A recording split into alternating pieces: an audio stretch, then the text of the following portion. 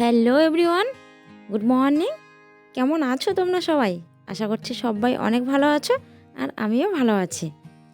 তো দেখো, সকাল সকাল রান্না নিয়ে চলে এলাম। তো আজকে বানাচ্ছি মুসুর ডাল আর ডিম কারি। তো ডালটা বানাচ্ছি উনানে, ভাত ডাল উনানে বানিয়েছি, আর গ্যাসে ডিমের কারিটা বানাচ্ছি। কেননা লেট হয়ে গেছে তো অনেকটাই, তো তাড়াতাড়ি করতে হবে, সে কারণে দুই জায়গাতেই রান্না উঠিয়েছি। আমি মিষ্টু। আমার এই ছোট্ট পরিবারে তোমাদের সবাইকে জানাই অনেক স্বাগত। যারা আমার পুরনো বন্ধু, তাদের অসংখ্য ধন্যবাদ আমার ভিডিও দেখার জন্য। আর যারা নতুন বন্ধু, তাদেরকেও অনেক ভালোবাসা। হ্যাঁ, তারা কিন্তু অবশ্যই আমার নতুন বন্ধুদের বলছি, ভিডিওটা দেখার পরে যদি তোমাদের কোথাও একটুও ভালো লেগে থাকে, তাহলে প্লিজ কমেন্ট করে জানিও, সাথে একটা লাইক করে দিও, আর চ্যানেলটাকে সাবস্ক্রাইব করে পাশে বেল আইকনটা অল করে দিও। তো আজকে বিছানা বেডশিটটা তুলে নিলাম, কেননা আজকে ধুয়ে দেব, কয়েকদিন ধরে ধোয়া হচ্ছে না তো তাই। তারপরে চলে এলাম বাসনগুলো ধুয়ে নেই, কেননা বরমশাই খাওয়া দাওয়া করে কাজে চলে গেছে, আর মেয়েও মার সাথে স্কুলে চলে গেছে। তো বাসনগুলো পড়ে রয়েছে, তাদের খাওয়া দাওয়া কমপ্লিট। তো রান্নাবান্না করে কিন্তু আমি বিছানা গুছাতে গিয়েছিলাম। সকাল সকাল না বিছানা গুছানো হয়নি, আর বরমশাই ঘুম থেকে একটু লেট করে উঠেছিল, সেজন্য রান্নাটা সেরেই তারপরে চলে গেছি বিছানা ঘরের কাজ করতে। তো বিছানা বেডশিটগুলো তুলেও কিন্তু ভিজিয়ে দিয়েছি। বাসনগুলো ধোয়ার পরে বেডশিটগুলো ধুয়ে দেব, রোদ্রু আছে তো তাই ধুয়ে দিলাম। শীতের দিন সকাল সকাল ধুলে না তাড়াতাড়ি শুকিয়ে যায়। আর আজকে একটু বেডশিটটা ভিজাতে লেট হয়ে গেল, কেননা রান্নাবান্না সেরে তারপরে তো ওটা তুলে ভিজিয়ে দিলাম। রোদ্রুও উঠেছে প্রচণ্ড, তো শুকানোরও আর চিন্তা নেই, শুকিয়ে তো যাবে অবশ্যই। তো চলো, বাসন কোসনগুলো রেখে এলাম, এখন ফটাফট ধুয়ে দিই। বেশ একটা নোংরা হয়নি, হালকা ওই তেলের নোংরা। আর আমি কিন্তু যেদিন আমার বিছানার বেডশিটটা ধুয়ে দিই, সেদিন মার বিছানারও বেডশিটটা ধুয়ে দিই।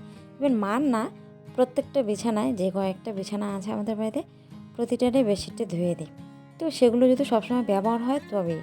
তো ব্যবহার তো একমাত্র আমাদের বিছানা আর মার বিছানায় হয়, সেজন্য আমি সপ্তাহে একদিন করে আমার বিছানা বেডশিট আর মার বিছানা বেডশিট ধুয়ে দিই। তো পিছনটাতে দেখো কত সুন্দর রৌদ্র উঠেছে।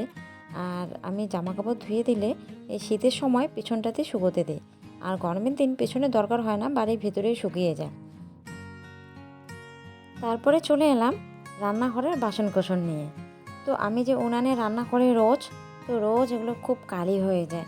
তো আমি কিন্তু প্রতিদিনই মেজে রাখি, তো তোমাদের সাথে সেটা শেয়ার করা হয় না। তো ভাবলাম না, আজকে যখন হাঁড়ি কড়াইটা বের করেছি, ধুয়ে মেজে রাখবো, তো সেটা একটু তোমাদের সাথে শেয়ার করি। আর ভিডিওটা এখানে করছি, তার মাঝখানে কিন্তু মাম্মা এসে ডিস্টার্ব করছে, বারবারও ক্যামেরার সামনে এসে হাতটা দিচ্ছে। তো তোমরা লক্ষ্য করে দেখো, ওর হাত তোমরা দেখতে পারবে।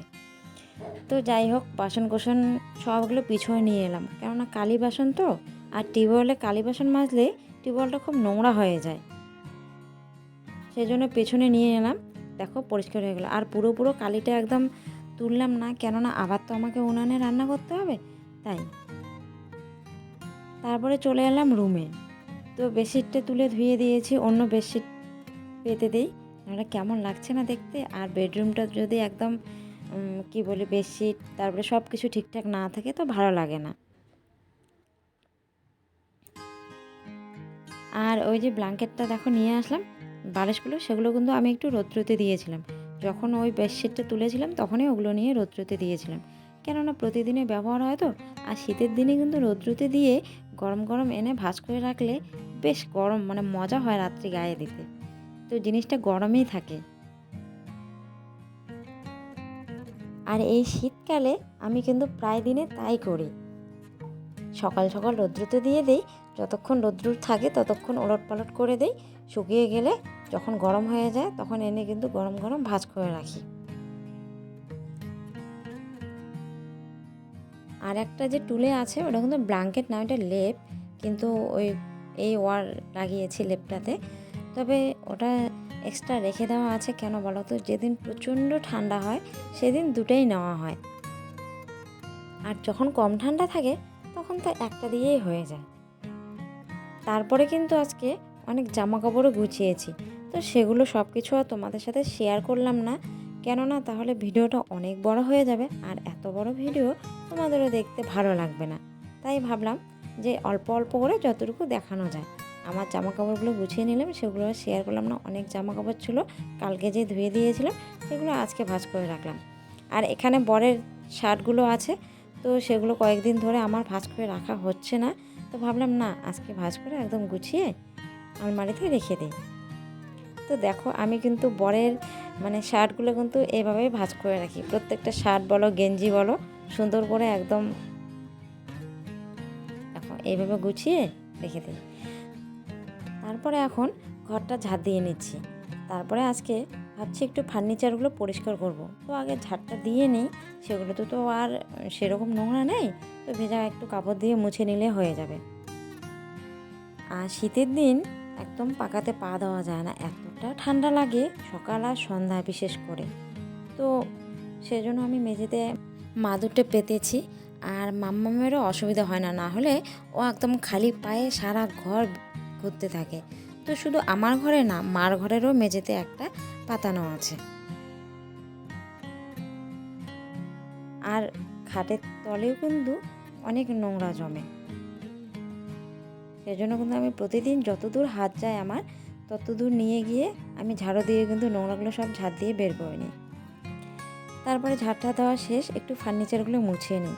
দেখো কেমন যেন নোংরা নোংরা না, ধুলোবালি আর কেমন যেন একটু ছোপ ছোপ হয়েছে, তো সেগুলো একটু ঘষে ঘষে তোলার চেষ্টা করছি।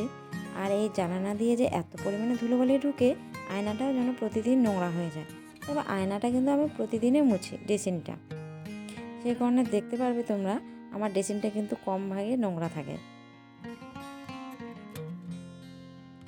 আর প্রতিদিন এইভাবে একটু একটু করে মুছে পরিষ্কার করে গুছিয়ে গাছিয়ে রাখলে না কাজের কাজটাও অনেক কম থাকে, আর তখন অল্প স্বল্প কাজ করতে বেশি একটা সময়ও লাগে না, তাড়াতাড়ি কাজও শেষ হয় আর ঘরটাও সুন্দর লাগে। তো আমি কিন্তু আগে মায়ের ঘরটা পরিষ্কার করেছি, পরিষ্কার করে তারপরে আমার ঘরটা এসেছি।